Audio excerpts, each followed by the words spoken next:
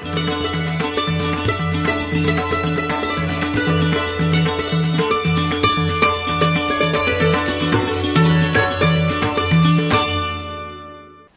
साई राम। श्री साई सच्चरित्र अध्याय 32। गुरु और ईश्वर की खोज, उपवास अमान्य, बाबा की सरकार। इस अध्याय में हेमाड पंत ने 2 विषयों का वर्णन किया है। पहला, किस प्रकार बाबा की अपने गुरु से भेंट हुई और उनके द्वारा ईश्वर दर्शन की प्राप्ति कैसे हुई। दूसरा, श्रीमती गोखले जो 3 दिन से उपवास कर रही थी को पूरन पोली का भोजन कैसे कराया। श्री हेमाड पंत वट वृक्ष का उदाहरण देकर इस गोचर संसार के स्वरूप का वर्णन करते हैं। गीता के अनुसार वट वृक्ष की जड़ें ऊपर और शाखाएं नीचे की ओर फैली हुई हैं। उधर्व मूल मदः शाखम अर्थात गीता 15वां अध्याय श्लोक 1। इस वृक्ष के गणपोषक और अंकुर इंद्रियों के भोग्य पदार्थ हैं। जड़ें जिनका कारणीभूत कर्म है, वे सृष्टि के मानवों की ओर फैली हुई हैं। इस वृक्ष की रचना बड़ी ही विचित्र है। ना तो इसके आकार, उद्गम और अंत का ही भान होता है और ना ही इसके आधार का। इस कठोर जड़ वाले संसार रूपी वृक्ष को नष्ट करने के हेतु किसी ब्रह्म मार्ग का अवलंबन करना अत्यंत आवश्यक है, ताकि इस असार संसार में आवागमन से मुक्ति प्राप्त हो। इस पथ पर अग्रसर होने के लिए किसी योग्य दिग्दर्शन अर्थात गुरु की नितांत आवश्यकता है।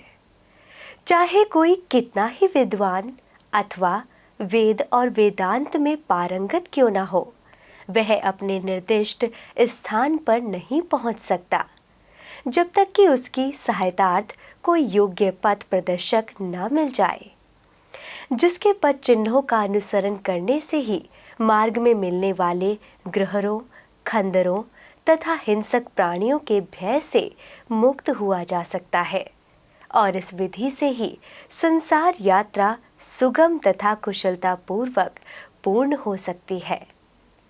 इस विषय में बाबा का अनुभव जो उन्होंने स्वयं बतलाया वास्तव में आश्चर्यजनक है। यदि हम उसका ध्यान पूर्वक अनुसरण करेंगे तो हमें निश्चय ही श्रद्धा, भक्ति और मुक्ति प्राप्त होगी। अन्वेषण। एक समय हम 4 सहयोगी मिलकर धार्मिक एवं अन्य पुस्तकों का अध्ययन कर रहे थे।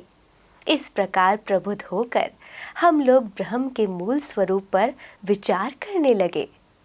एक ने कहा कि हमें स्वयं की ही जागृति करनी चाहिए, दूसरों पर निर्भर रहना हमें उचित नहीं है। इस पर दूसरे ने कहा कि जिसने मनोनिग्रह कर लिया है वही धन्य है।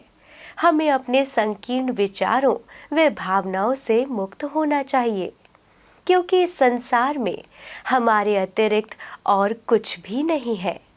तीसरे ने कहा कि यह संसार सदैव परिवर्तनशील है, केवल निराकार ही शाश्वत है।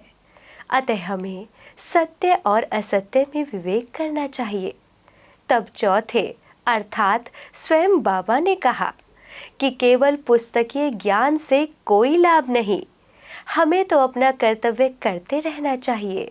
दृढ़ विश्वास और पूर्ण निष्ठापूर्वक हमें अपना तन, मन और धन और पंच प्राणादि सर्वव्यापक गुरुदेव को अर्पण कर देना चाहिए। गुरु भगवान है, सबका पालनहार है।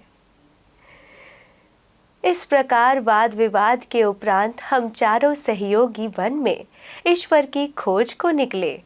हम 4 विद्वान बिना किसी से सहायता लिए केवल अपनी स्वतंत्र बुद्धि से ही ईश्वर की खोज करना चाहते थे।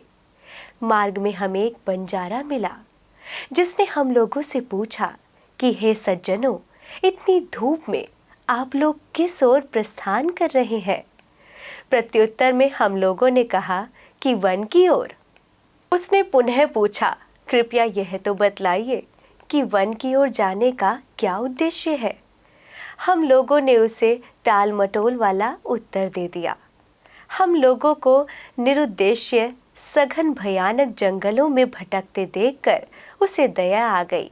तब उसने अति विनम्र होकर हम लोगों से निवेदन किया कि आप अपनी गुप्त खोज का हेतु चाहे मुझे न बतलाएं, किंतु मैं प्रत्यक्ष देख रहा हूँ कि मध्याह्न के प्रचंड मार्तंड की तीव्र किरणों की उष्णता से आप लोग अधिक कष्ट पा रहे हैं।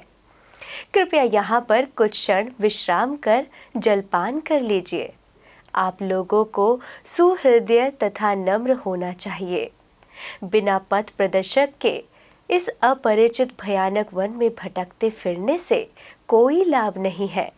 यदि आप लोगों की तीव्र इच्छा ऐसी ही है तो कृपया किसी योग्य पथ प्रदर्शक को साथ ले लें।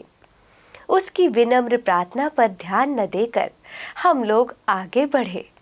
हम लोगों ने विचार किया कि हम स्वयं ही अपना लक्ष्य प्राप्त करने में समर्थ हैं। तब फिर हमें किसी के सहारे की आवश्यकता नहीं है। जंगल बहुत विशाल और पथहीन था। वृक्ष इतने ऊंचे और घने थे कि सूर्य की किरणों का भी वहां पहुंच सकना कठिन था। परिणाम यह हुआ कि हम मार्ग भूल गए और बहुत समय तक यहाँ वहाँ भटकते रहे। भाग्यवश हम लोग उसी स्थान पर पुनः जा पहुँचे जहाँ से पहले प्रस्थान किया था। तब वही बंजारा हमें पुनः मिला और कहने लगा कि अपने चातुर्य पर विश्वास कर आप लोगों को पथ की विस्मृति हो गई है। प्रत्येक कार्य में, चाहे वह बड़ा हो या छोटा, मार्गदर्शक आवश्यक है। ईश्वर प्रेरणा के अभाव में सत्पुरुषों से भेंट होना संभव नहीं। भूखे रहकर कोई कार्य पूर्ण नहीं हो सकता। इसीलिए यदि कोई आग्रह पूर्वक भोजन के लिए आमंत्रित करे तो उसे अस्वीकार ना करो। भोजन तो भगवान का प्रसाद है, उसे ठुकराना उचित नहीं। यदि कोई भोजन के लिए आग्रह करे तो उसे अपनी सफलता का प्रतीक जानो। इतना कहकर उसने भोजन करने का पुनः अनुरोध किया। फिर भी हम लोगों ने उसके अनुरोध की अपेक्षा कर भोजन करना अस्वीकार कर दिया। उसके सरल और गूढ़ उपदेशों की परीक्षा किए बिना ही मेरे 3 साथियों ने आगे को प्रस्थान कर दिया। क्षुधा निवारण होते ही क्या देखता हूँ कि गुरुदेव तुरंत ही समक्ष प्रकट हो गए और प्रश्न करने लगे कि यह सब क्या हो रहा था। घटित घटना मैंने तुरंत ही उन्हें सुना दी। उन्होंने आश्वासन दिया कि मैं तुम्हारे हृदय की समस्त इच्छाएं पूर्ण कर दूंगा, परंतु जिसका विश्वास मुझ पर होगा, सफलता केवल उसी को प्राप्त होगी। मेरे तीनों सहयोगी तो उनके वचनों पर अविश्वास कर वहां से चले गए। तब मैंने उन्हें आदर सहित प्रणाम किया और उनकी आज्ञा मानना स्वीकार कर लिया। तत्पश्चात वे मुझे कुएं के समीप ले गए और रस्सी से मेरे पैर बांधकर मुझे कुएं में उल्टा लटका दिया। मेरा सिर नीचे और पैर ऊपर थे।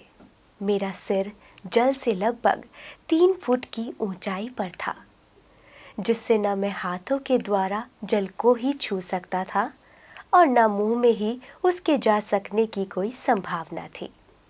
मुझे इस प्रकार उल्टा लटकाकर वे न जाने कहाँ चले गए। लगभग 4-5 घंटों के उपरांत वे लौटे और उन्होंने मुझे शीघ्र ही कुएं से बाहर निकाला। फिर वे मुझसे पूछने लगे कि तुम्हें वहाँ कैसा प्रतीत हो रहा था। मैंने कहा कि मैं परम आनंद का अनुभव कर रहा था।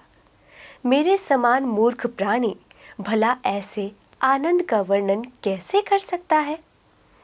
मेरे उत्तर सुनकर मेरे गुरुदेव अत्यंत ही प्रसन्न हुए और उन्होंने मुझे अपने हृदय से लगाकर मेरी सराहना की और मुझे अपने संग ले लिया। एक चिड़िया अपने बच्चों का जितनी सावधानी से लालन पालन करती है, उसी प्रकार उन्होंने मेरा भी पालन किया।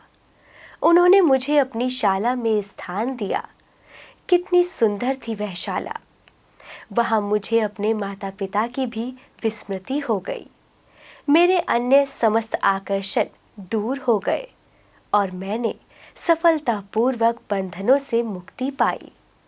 मुझे सदा ऐसा ही लगता था कि उनके हृदय से ही चिपके रहकर उनकी ओर निहारा करूं। यदि उनकी भव्य मूर्ति मेरी दृष्टि में न समाती तो मैं अपने को नेत्रहीन होना ही अधिक श्रेयस्कर समझता। ऐसी प्रिय थी वह शाला कि वहां पहुंचकर कोई भी कभी खाली हाथ नहीं लौटा। मेरी समस्त निधि, घर, संपत्ति, माता पिता या क्या कहूँ, वे ही मेरे सर्वस्व थे। मेरी इंद्रियां अपने कर्मों को छोड़कर मेरे नेत्रों में केंद्रित हो गई। मेरे लिए तो गुरु ऐसे हो चुके थे कि दिन रात में उनके ही ध्यान में निमग्न रहता था। मुझे किसी भी बात की सुध न थी। इस प्रकार ध्यान और चिंतन करते हुए मेरा मन और बुद्धि स्थिर हो गई। मैं स्तब्ध हो गया और उन्हें मानसिक प्रणाम करने लगा। इस प्रकार के केंद्र साधकों को उपयोगी कैसे सिद्ध हो सकते हैं और उनसे किसी उन्नति की आशा कोई कहाँ तक कर सकता है। जिन गुरु के श्री चरण का मैंने अभी वर्णन किया है वे भिन्न प्रकार के ही थे। केवल उनकी कृपा दृष्टि से मुझे स्वतः ही अनुभूति प्राप्त हो गई तथा मुझे न कोई प्रयास और ना ही कोई विशेष अध्ययन करना पड़ा। मुझे किसी भी वस्तु के खोजने की आवश्यकता नहीं पड़ी, वरन प्रत्येक वस्तु मुझे दिन के प्रकाश के समान उज्जवल दिखाई देने लगी। केवल मेरे गुरु ही जानते हैं कि किस प्रकार उनके द्वारा कुएं में मुझे उल्टा लटकाना मेरे लिए परम आनंद का कारण सिद्ध हुआ। उन 4 सहयोगियों में से एक महान कर्मकांडी था। जिस प्रकार कर्म करना और उससे अलिप्त रहना यह उसे भली भांति ज्ञात था। दूसरा ज्ञानी था जो सदैव ज्ञान के अहंकार में चूर रहता था। तीसरा ईश्वर भक्त था जो कि अनन्य भाव से भगवान के शरणागत हो चुका था तथा उसे ज्ञात था कि ईश्वर ही करता है। जब वे इस प्रकार परस्पर विचार विनिमय कर रहे थे तभी ईश्वर संबंधी प्रश्न उठ पड़ा तथा वे बिना किसी से सहायता प्राप्त किए अपने स्वतंत्र ज्ञान पर निर्भर रहकर ईश्वर की खोज में निकल पड़े। श्री साईं जो विवेक और वैराग्य की प्रत्यक्ष मूर्ति थे उन चारों लोगों में सम्मिलित थे।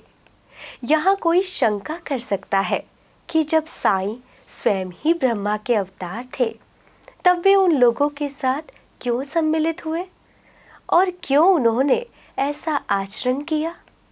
स्वयं अवतार होते हुए भी और यह दृढ़ धारणा कर कि अन्न ही ब्रह्मा है, उन्होंने एक शुद्ध बंजारे के भोजन को स्वीकार कर लिया तथा बंजारे के भोजन के आग्रह की उपेक्षा करने और बिना गुरु के ज्ञान प्राप्त करने वालों की क्या दशा होती है।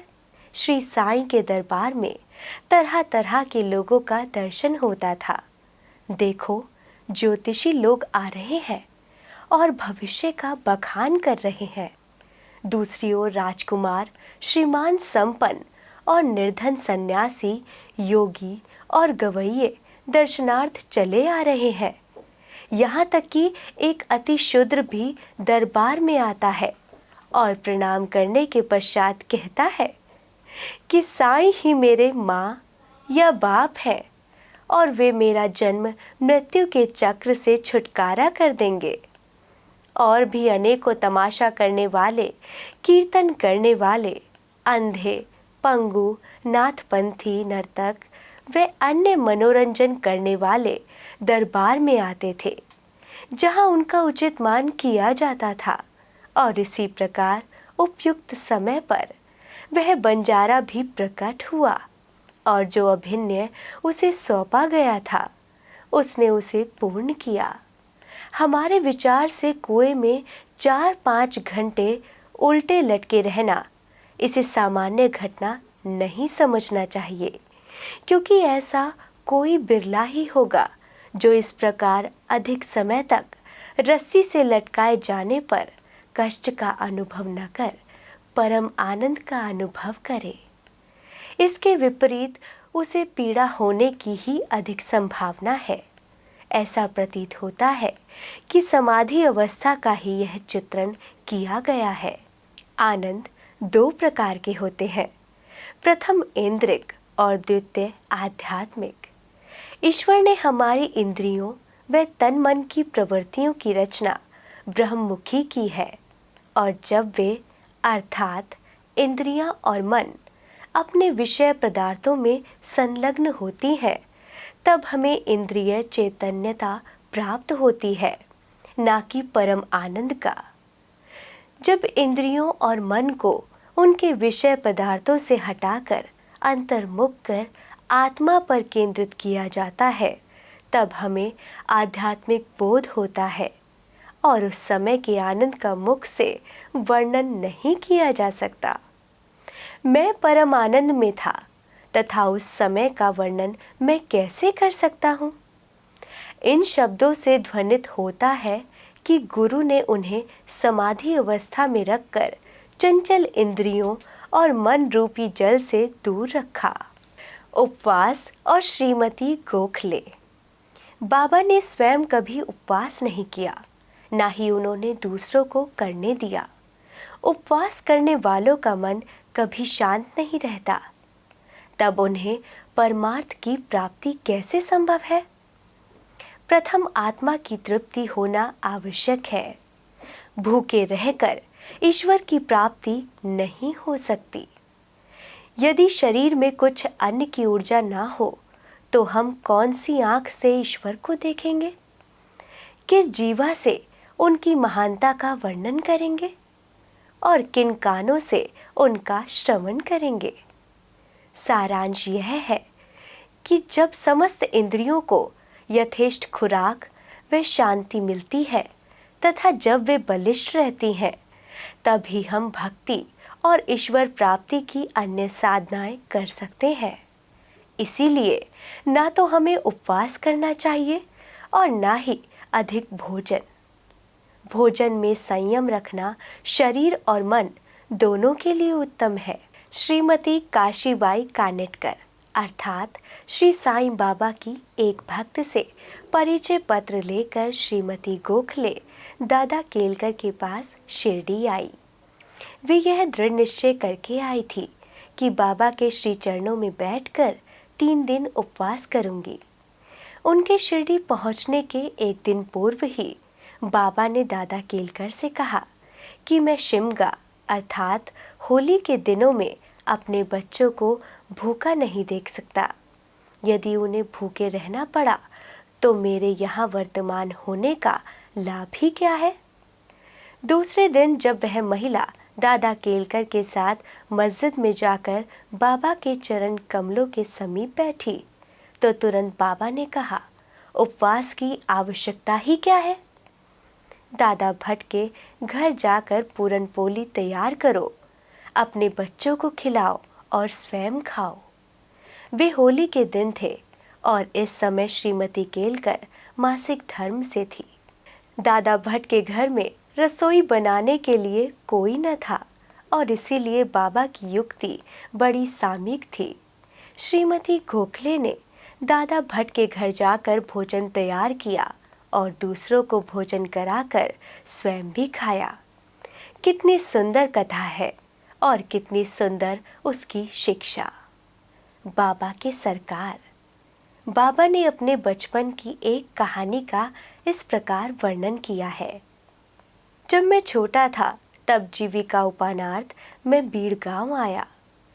वहां मुझे जरी का काम मिल गया और मैं पूर्ण लगन व उम्मीद से अपना काम करने लगा। मेरा काम देखकर सेठ बहुत ही प्रसन्न हुआ। मेरे साथ 3 लड़के और भी काम करते थे। पहले का काम 50 रुपए का, दूसरे का 100 रुपए का और तीसरे का 150 रुपए का हुआ। मेरा काम उन तीनों से दुगना हो गया। मेरी निपुणता देखकर सेठ बहुत ही प्रसन्न हुआ। वह मुझे अधिक चाहता था और मेरी प्रशंसा भी करता रहता था। उसने मुझे एक पूरी पोशाक प्रदान की, जिसमें सिर के लिए एक पगड़ी और शरीर के लिए एक शेला भी थी। मेरे पास वह पोशाक वैसी ही रखी रही।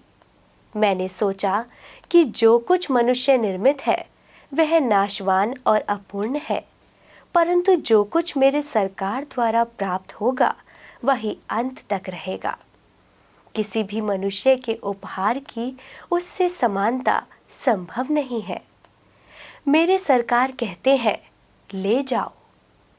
लोग मेरे पास आकर कहते हैं, मुझे दो, मुझे दो।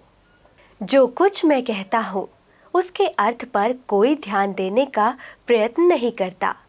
मेरे सरकार का खजाना अर्थात आध्यात्मिक भंडार भरपूर है और वह ऊपर से बह रहा है।